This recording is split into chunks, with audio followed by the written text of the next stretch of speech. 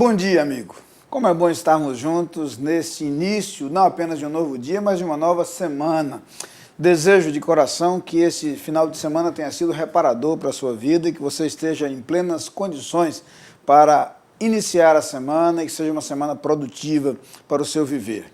Transmito aquele abraço especial para os aniversariantes desse 4 de julho, que Deus possa abençoar grandemente a sua vida, dirigir os seus passos e cuidar de cada área do seu viver.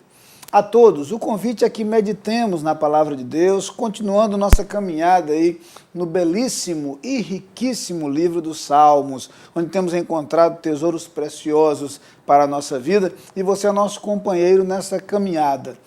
Desejamos de coração que esses momentos de reflexão sejam úteis para o seu dia, possam fazer diferença nas suas atividades, nas suas decisões, nos seus projetos ao longo desse dia que se inicia. No Salmo de número 32, no versículo 1, nós lemos o seguinte: Bem-aventurado aquele cuja iniquidade é perdoada, cujo pecado é coberto. É interessante o modo como esse salmista começa esse salmo. É curioso perceber que por trás da declaração do salmista nós percebemos não apenas a afirmação de um conceito a respeito do qual ele estava convencido. Encontramos a imagem de alguém que passou por essa experiência e que fala do íntimo do seu coração. Basta que leiamos, por exemplo, o Salmo 51, e nós chegaremos a ele dentro de alguns dias, para perceber o drama vivido pelo salmista por conta do seu pecado, do reconhecimento do seu pecado, a história da confissão de sua culpa e a busca do perdão de Deus e da restauração que Deus pode proporcionar quando lhe apresentamos os nossos erros, as nossas falhas, reconhecendo os nossos pecados e arrependidos dos nossos erros. Deus, então, não apenas nos perdoa, mas Ele nos recompõe, Ele nos restaura. Nesse Salmo 32, muito provavelmente à luz de suas próprias experiências, mas possivelmente à luz de experiências de outros a quem o salmista havia acompanhado em processos semelhantes, há a convicção de que aquele homem cujo pecado é perdoado, este é bem-aventurado, este é feliz. Porque o pecado faz recair sobre nós o peso da culpa, e falaremos um pouco mais sobre isso amanhã. Mas o pecado faz cair sobre nossos ombros o peso da responsabilidade. Além do fato de que o pecado compromete nossa relação com Deus, distancia-nos de Deus e do seu caminho.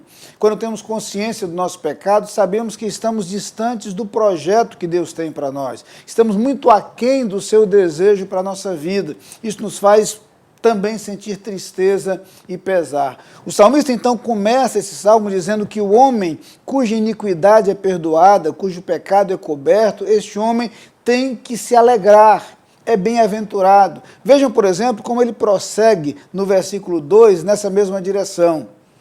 Bem-aventurado o homem a quem o Senhor não atribui iniquidade e em cujo espírito não há dolo. A verdade é que o agir de Deus para conosco é o agir de alguém que, por amor, tira de sobre nossos ombros o peso da culpa. Tira de sobre nossos ombros a responsabilidade e o ônus do pecado. A imagem do perdão é justamente a imagem de um agir generoso de Deus, tirando de sobre nós a culpa e o castigo, a condenação pelo pecado que cometemos, e todos nós somos pecadores. Quando o salmista afirma, então, que este homem, aquele cujo pecado é desconsiderado, cujo pecado é coberto, é bem-aventurado, é porque, na verdade, das bênçãos que nós podemos ter na vida, das quais podemos usufruir ao longo de nossa vida, uma bênção extraordinária é a bênção de ter o alívio do peso da culpa que outrora recaía sobre nossos ombros. Em muitos outros textos, a palavra de Deus fala sobre esse agir perdoador de Deus. Quando, por exemplo, o apóstolo Paulo afirma que nenhuma condenação há para os que estão em Cristo Jesus, é para lembrar que através de Jesus Cristo, Jesus nos proporciona o perdão dos nossos pecados, a libertação dos nossos pecados. E a partir dessa libertação, nós temos um status transformado. de condenados, somos tornados herdeiros. Se levávamos sobre nossos ombros o peso da culpa, esse peso é substituído pela paz que nos é presenteada pela presença de Cristo, pelo agir de Cristo em nossa vida. A condenação trazida pelo pecado e pela culpa é substituída pela promessa da herança eterna.